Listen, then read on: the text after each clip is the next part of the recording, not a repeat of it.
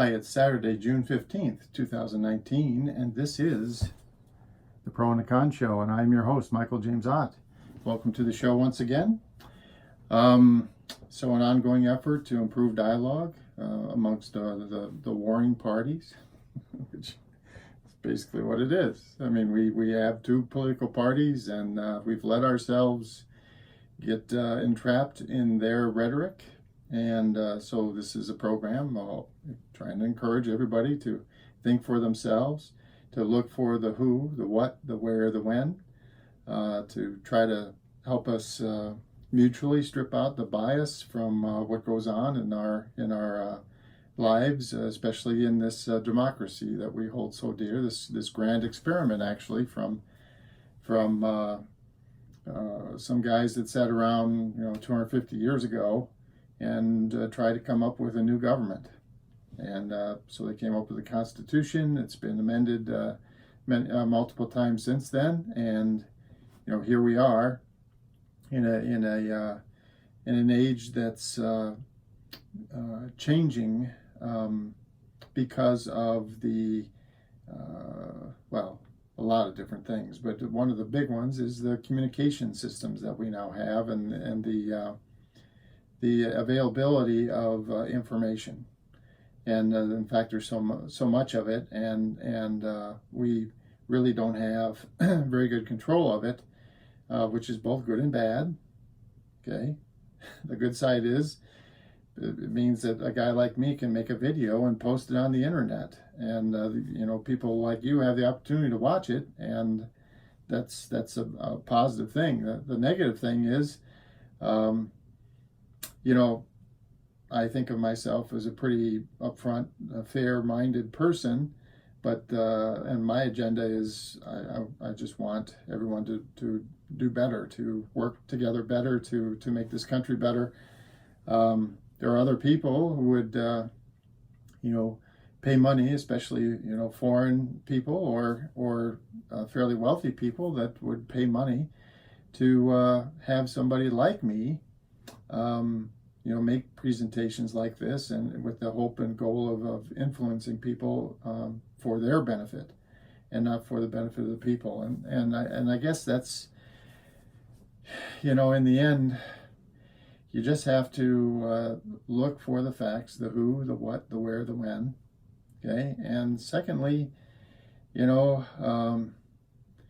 if people are advocating and trying to progress an agenda that you feel clearly is in your interest, then I guess that's an appropriate thing to be looking for and trying to attain in your daily life.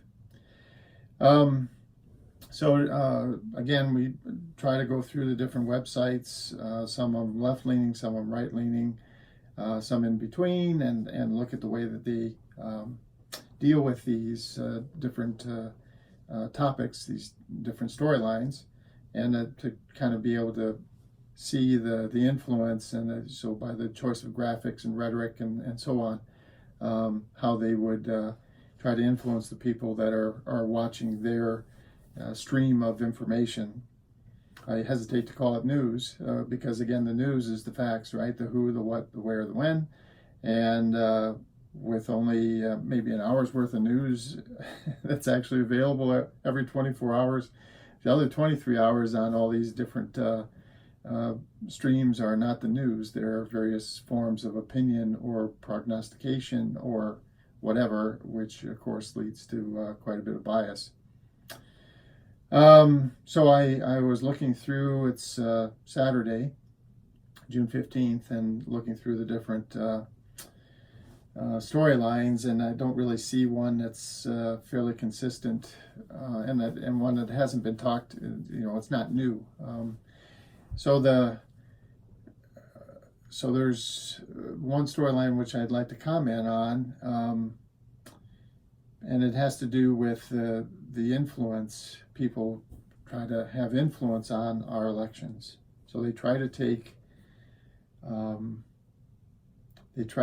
this most prized possession of us, which is our participation in our government, and try to meld it in their way. And there's, foreign governments, of course, try to do this. This is something that the United States, by the way, has tried to do multiple times in other countries foreign to us. We've tried for different versions of regime change. So we would broadcast information into these foreign countries to try to foment discord, quite honestly, and cause their governments to have trouble. Well, foreign governments, some of our larger economic and social economic adversaries, especially ones that we struggle with because of their aggressiveness around the world, and the biggest one mostly is Russia. So because of Mr. Putin and his feeling that he wants to be successful, and I've talked about how all of us, all of humanity, has the wrong definition of success. Well, Mr. Putin is trying to be successful with that wrong definition, and so he's strong-arming the Russian people and attempting to build the global power of Russia at the detriment of other peoples, his own and others. So there you go. There's the big strong man thing, and that is one of our definitions of success, unfortunately, and something that we got to change. Well, so now the Russians are influencing or attempting to influence, and because these new media that we have available to us can allow that to occur, and without very much cost. I mean, for example, again, I'm not a Russian agent, but I could be, and it's basically free for me to be talking to you. I don't know how many people will ultimately see these videos, but at some point it doesn't cost very much to create them, and then secondly, it doesn't, especially for a nation state, they spend a few million dollars having people like forward this or links to this video or their videos to various people. Well, that's nothing. That's pocket lint. It's nothing. And yet it can have great influence on us as potentially. And so one of the reporters for ABC, George Stephanopoulos, had a couple of days with Mr. Trump in the White House, and was asking various questions, and one of them was, would you report when foreigners were trying to give you information on your opposing candidate in the next election? And of course, Mr. Trump, being Mr. Trump, said he would probably accept the information and probably would not contact the FBI or report it. Well, then he would, then he wouldn't. And of course, Mr. Trump goes blah, blah, blah, blah, blah. Now, the other story that I recently saw is that so the Koch brothers, which they have a huge multi-billion-dollar investment in mostly fossil fuel technologies, but other industries as well. But they have, refineries all over the country. I think there's one of the refineries is not far from where I live, here in Wisconsin.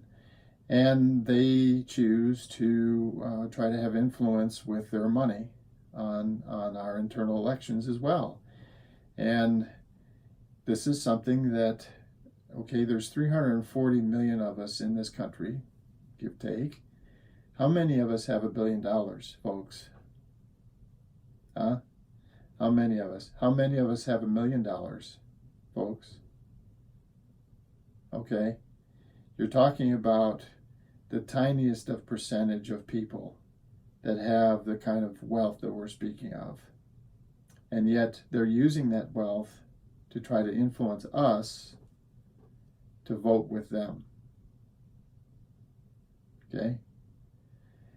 And I just don't see any way around this anytime soon, unless all of us just say that that's it. We're not, these attack ads, for example, that when the election cycle comes and gets closer and closer to election day, these attack ads, they cost literally hundreds of millions of dollars are spent on this to try to influence us as the voters. And who is spending that money? Well, a little bit of it is us. I mean, we're making $5, $10, $100 contributions to the candidates of our choice, but there are, again, this handful of people, a very tiny percentage of the people that have free reign to spend whatever money they want, and they have huge sums of money, and so we've got to get rid of this. I personally, and I don't. So my personal view is I don't see how we can continue on with this kind of irreverent viewpoint on the election process. So things are new now. Things, you'd be watching this video, you're probably watching it through the internet some form, either on YouTube or on Facebook, and or some other, media.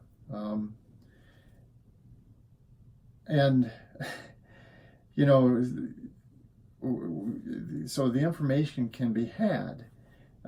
So how do we get this contained where it makes sense? And this is where I've been offering that we need to do significant election reform. So we need to strip away the influence of all the big money. And unfortunately, a lot of the big money is also tied into our two main political parties.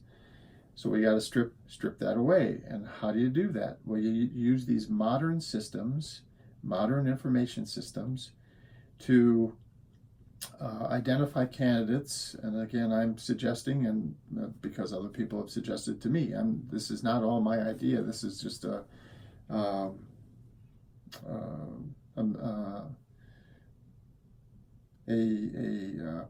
hate it when you don't get the college word. Anyway, it's an amalgam of ideas from other people that people have offered to me as we talked about this. So let's get candidates.